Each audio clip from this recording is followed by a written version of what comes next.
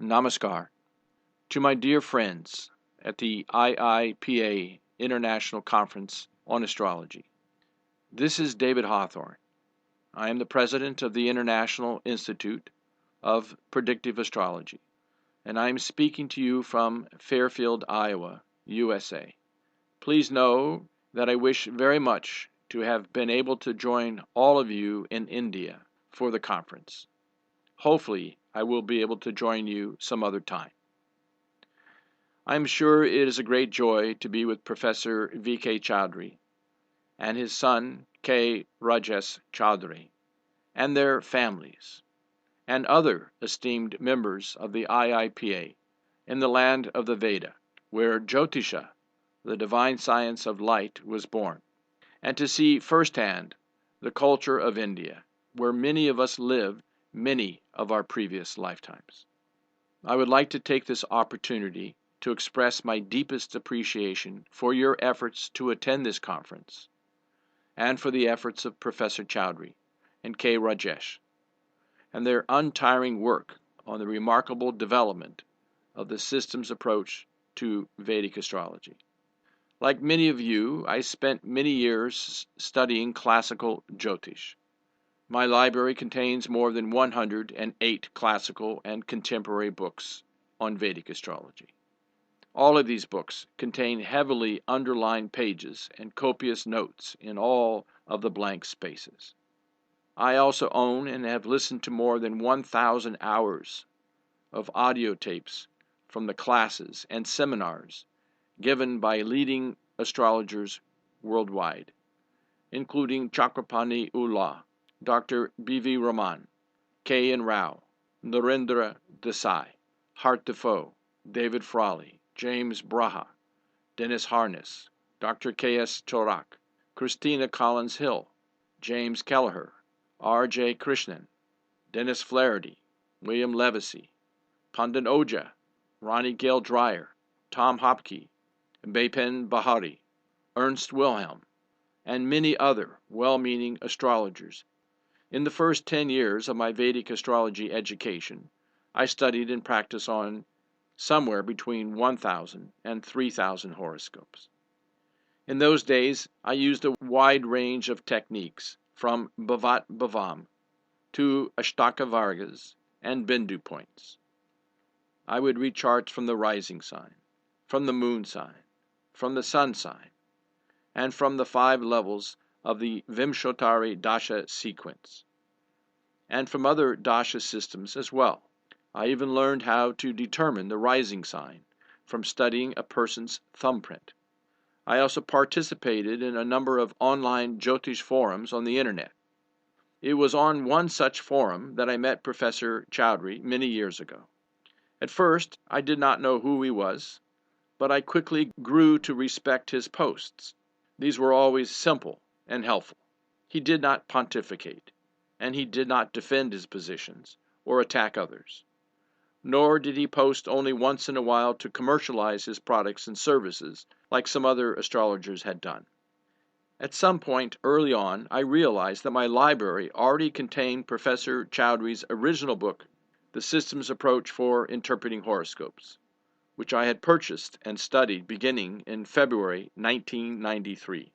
It wasn't too long after that when I sent him an email and confessed that I had not grasped his systems approach from the book, and asked if he would help me to learn his system by email. He agreed to help me, and thus began a new era in my Jyotish studies. From that point on, and almost daily for the first few years, I would send him an email with a question, sometimes even a few paragraphs of questions, and invariably I would receive an answer to my question, often clarifying the issue with just a few simple words. It was a dream come true for me to be able to connect with a professor of astrology in India. I would send him all of my deepest questions, such as my all-time favorite question, one that I think all astrologers come to in their career. If a malefic planet is exalted, does it cause more harm or less harm? And vice versa. If a malefic planet is debilitated, does it cause more harm or less harm? In the past, When I had asked this question of other teachers and astrologers, their answers were never quite clear. I would get doublespeak, and they would leave me more confused than before. As usual, Professor Chowdhury's answer was a breath of fresh air. He said something to the effect that the role of a malefic planet is to cause harm, if it is close to another planet, by aspect or conjunction, either in the natal chart or in the transit chart.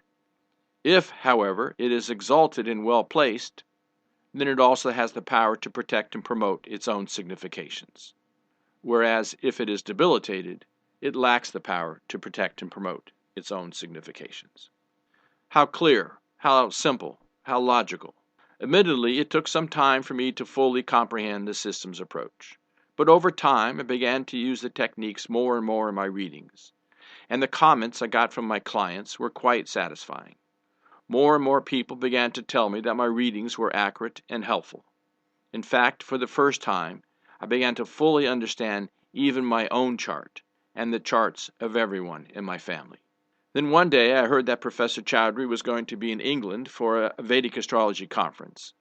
So I asked him to further his journey by visiting me in Fairfield, Iowa. I told him that I could arrange to have a number of Vedic astrologers here for a small conference on systems approach, and he agreed to extend his visit to USA. Plans were made, and I was quite excited to be able to meet him. However, while driving to the airport to pick him up, I realized that I had never actually spoken to him in person, so I became somewhat apprehensive. Much to my relief, Professor Chowdhury turned out to be all that I had hoped for. And on the way home from the airport, I said to him, "Professor Chowdhury, I have a confession to make. Here in America, astrology is not very well received." Professor Chowdhury answered me by saying, "Oh, it is like that everywhere, even in India. That is because astrologers lack a scientific paradigm with which to read charts."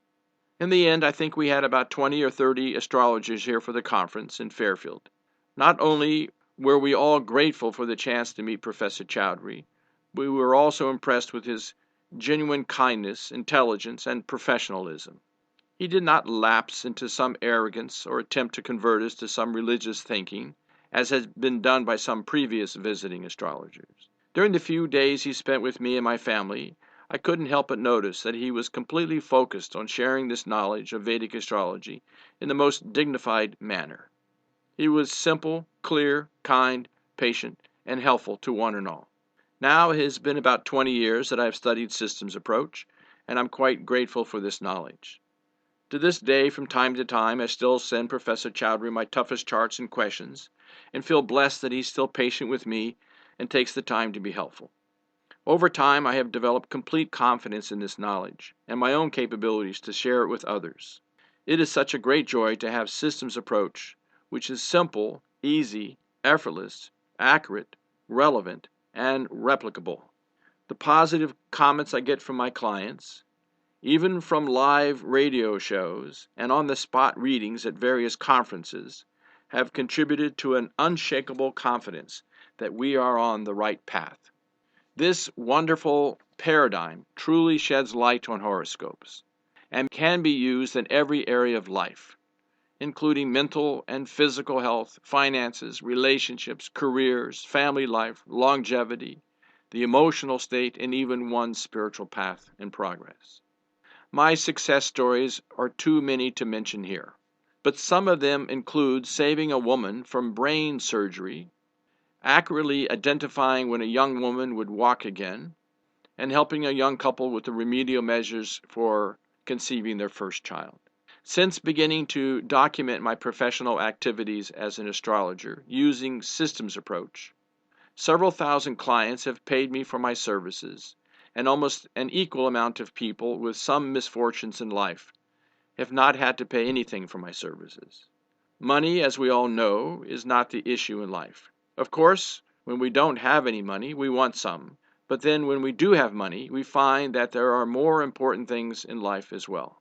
We have all heard that if we do what is closest to our hearts, which is what we came here on earth to do, then the money will follow.